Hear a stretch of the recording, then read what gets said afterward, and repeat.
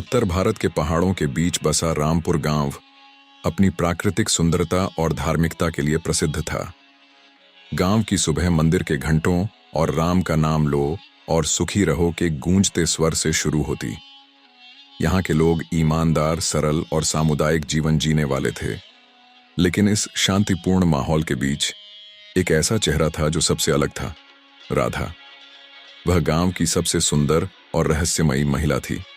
उसकी सुंदरता पर कोई सवाल नहीं उठा सकता था, लेकिन उसकी आंखों में बसा गहरा दर्द किसी को दिखाई नहीं देता था। राधा को देखकर हर कोई आकर्षित होता, लेकिन उसके जीवन में कोई ऐसा नहीं था जो उसकी तन्हाई को समझ सके। वह एक विधवा थी।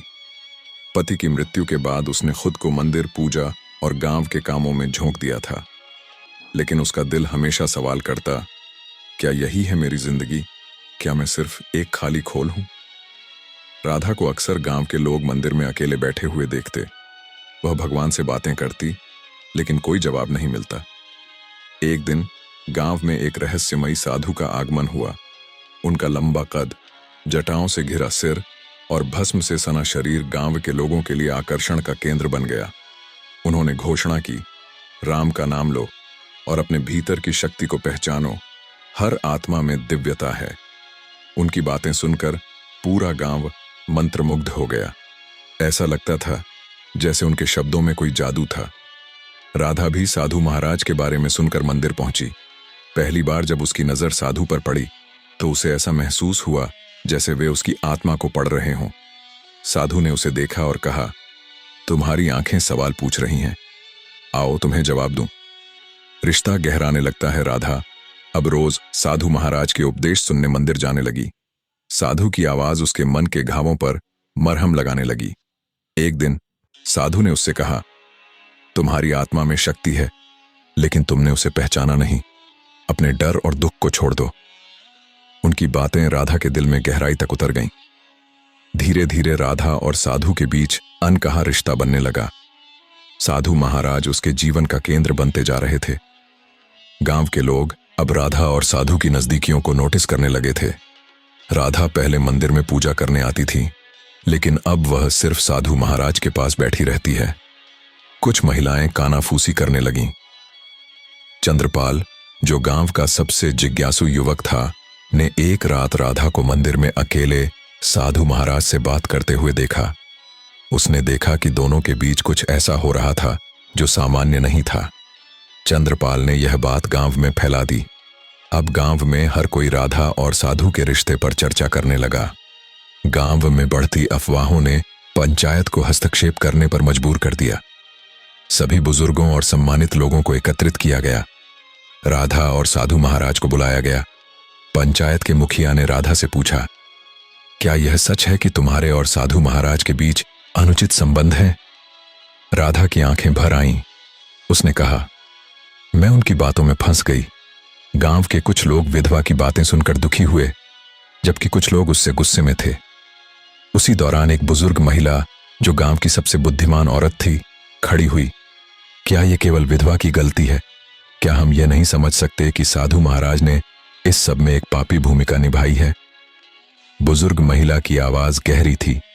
यह सुनकर पंचायत में हलचल मच गई। कुछ लोग साधु के पक्ष में थे, जबकि कुछ ने उसे दोषी ठहराया।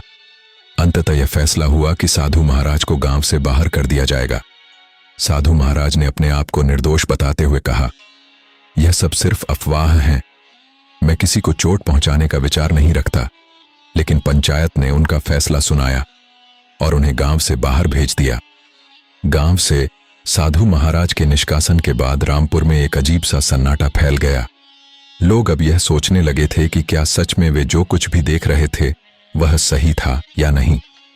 कुछ लोग यह मानते थे कि साधु ने उनकी विश्वास को तोड़ा था, जबकि कुछ का कहना था कि यह सब सिर्फ अफवाह थी। साधु के जाने के बाद विधवा के जीवन में एक अजीब सी खामोशी छा गई। वह अब अकेली महसूस करने लगी थी। साधु के बिना उसकी जिंदगी एक खालीपन से भर गई थी, लेकिन इस खालीपन ने उसे अपनी जिंदगी पर ध्यान केंद्रित करने का एक नया अवसर दिया।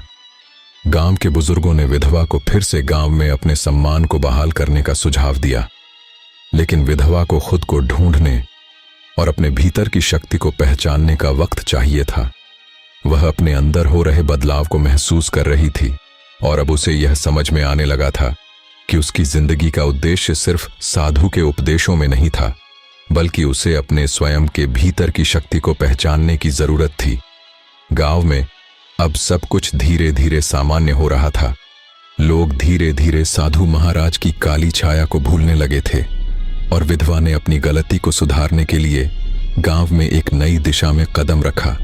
वह अब गांव की महिलाएं को शिक्षित करने और समाज में बदलाव लाने की दिशा में काम करने लगी।